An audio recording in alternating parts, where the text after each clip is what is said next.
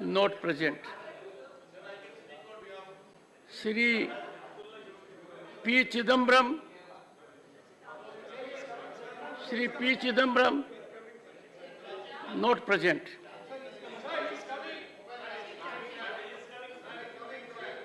Shri Mahesh Jethmalani.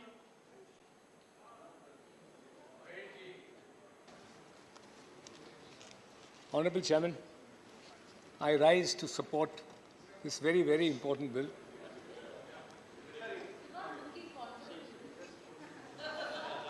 I'm not in court and I'm surrounded by you. Can I persuade you to yield in favor of Mr. Chidambaram? Ah, yes, of course. I was actually supposed to speak after it. No.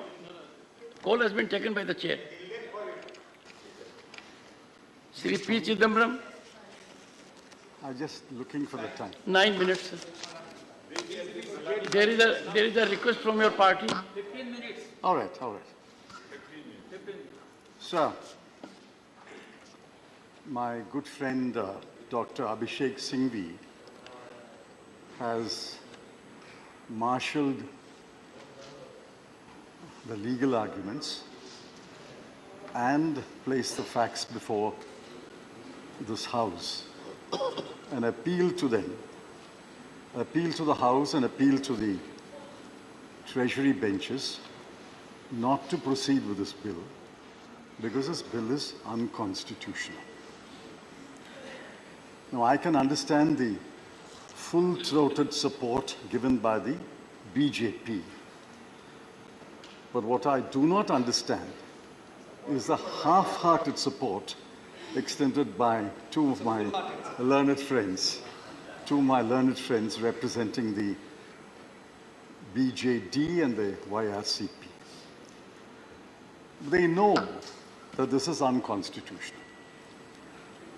I think the Law Ministry knows it is unconstitutional. It's like a moth which burnt once when it approaches a fire, again approaches the same fire, and again approaches the same fire because it's a moth. Now, this government tried it once, it failed. It tried it a second time, it failed. And you're trying it a third time. I wish you what you will get, a spectacular failure when this bill is taken up.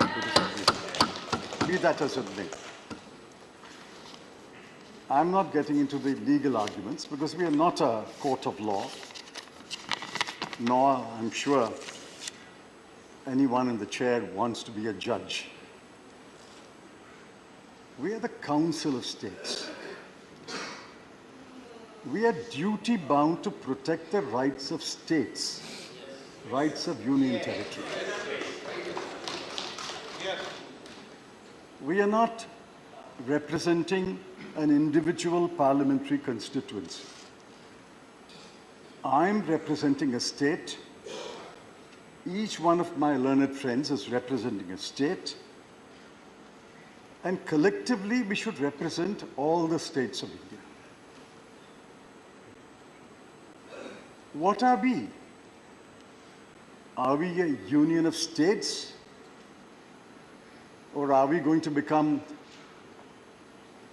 a union of moth-eaten states? Or a union of moth-eaten union territories? Or a union of municipalities? Please remember the old dictum, no taxation without representation. That's the fundamental premise of a representative and parliamentary democracy. Delhi has, according to the figures I sourced today, 3.17 crore people.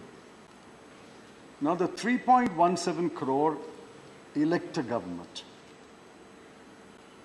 They elect a government to govern them, to take decisions on their behalf.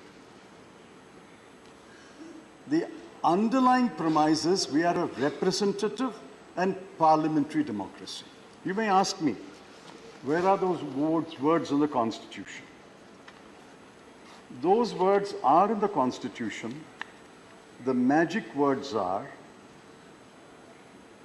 that there shall be a council of ministers with the chief minister at its head to aid and advise the lieutenant governor. The words aid and advise is not some kind of a friendly advice. Aid and advise has a long constitutional history. Aid and advise means the real power is in the Council of Ministers. The LG exercises formal power. The real power is with the ministers of the government. The formal power is with the President of India. Aid and advise is magical words. What we are doing today is subverting the three magical words, aid and advice. Now, people are watching us. It's not only the 200 odd members in this house. People of Delhi are watching us. They will watch us today on television, on YouTube. They will know that this government is attempting to take away the real power of the elected representatives and put it in the hands of bureaucrats. Now, I asked in a tweet, and I'll ask this question. What is the merit you file with the bill? Leave alone the constitutional aspects. What is the merit you file? Is there merit in a three-member authority where two officers will constitute a majority and overrule the chief minister? Is there merit when two members of the three constitute a quorum, they can even call a meeting, hold a meeting without the chief minister? Is there merit that even if a decision is taken unanimously, the LG can overrule it? Is there merit that the member secretary, who is the principal secretary of Home, will convene a meeting with or without the chief minister? What is the merit? What is the merit? I heard you on television. I heard the honorable member on television. I didn't find you mention any merit in any clause of this bill. I heard you also. And I was even more disappointed. Therefore, what is the merit? What is the merit? What is the merit? Take your seat. What is the merit? What is the merit in this clause? They are sitting in the opposition. What is the merit in any clause? There is which clause has any merit in it? I would urge the honourable member to get into a groove that We are does not not getting into the invite. constitutionality. I'm saying, irrespective of the constitutionality, which clause has Sir, any you went on a merit in it? tangent, physically and thoughtfully. Therefore, the honourable member had an occasion to be on his feet. I Very would urge you to confine to that Very limit. well, this is my view. It is expected of you, sir. No, I have great respect for their view. All I'm saying is, I didn't find them point out the merit in the clause of the bill, irrespective of the Constitution.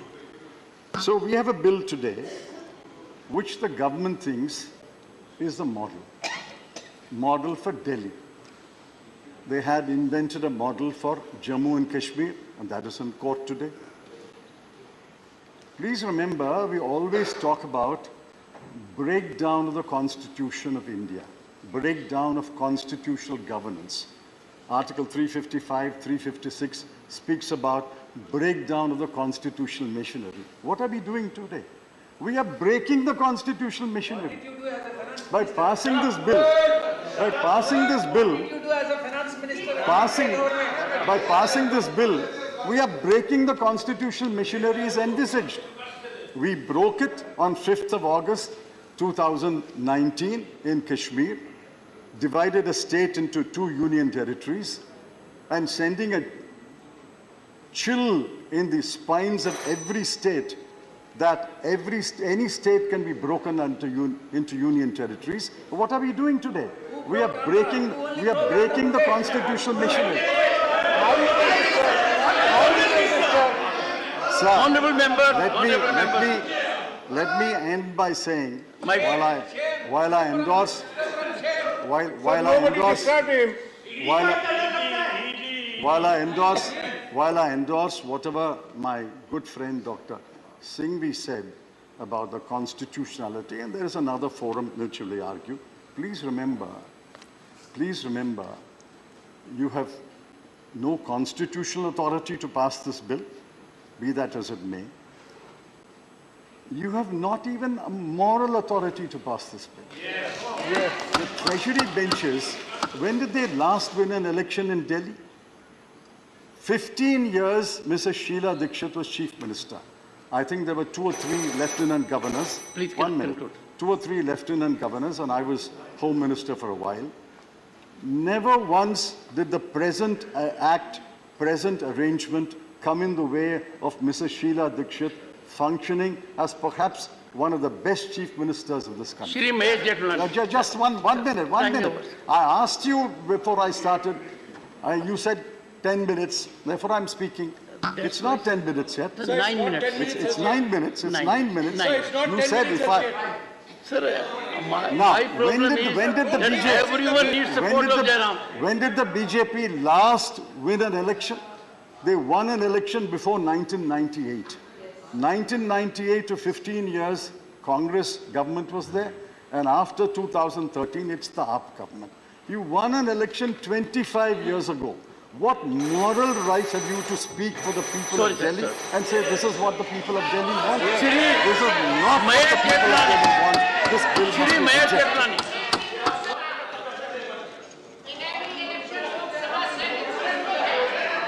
Shri Mahesh Jethmalani.